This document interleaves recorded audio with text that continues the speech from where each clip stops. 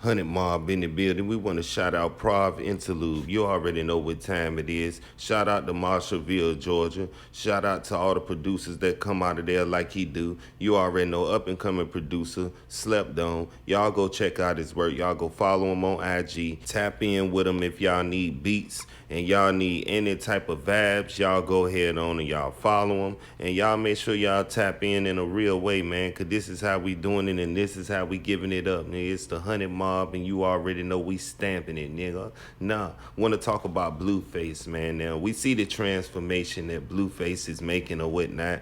We see him sentenced to 4, you know what I'm saying? And he started serving his stint, man. But while behind there, he started, tatting up his face, going through his transformation. So we're here to talk about that. But not only is we here to talk about the transformation, we got, some type of rival that's really responding back to what Blueface posted. And basically, Blueface posted a picture and he said, this not a 50-50 yard and this and that. Well, I'm going to let y'all hear what he said at the end of the video. But, Blueface seemed to be, well inside a dark place in there, because it's like, man, he not only is indulging, you know what I'm saying, in there as far as with the homies and doing what do, because he is schoolyard, you know what I'm saying, he is cripping or whatever, so, it's only natural. But it seems like he went back there and, you know what I'm saying, he's happy he's back there or something, you know what I'm saying, rather too comfortable, I would rather say, you know what I'm saying, but he is gaining weight, you know what I'm saying, looking healthy or whatever, but,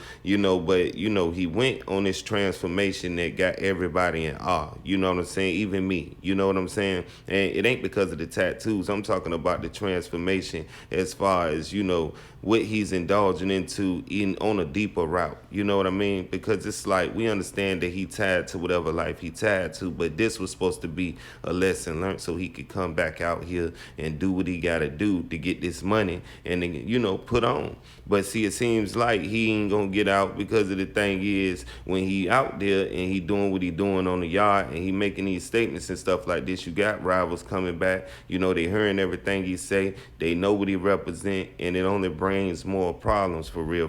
You know what I'm saying? Because when you get in trouble, you got to do more time on top of time that you already got.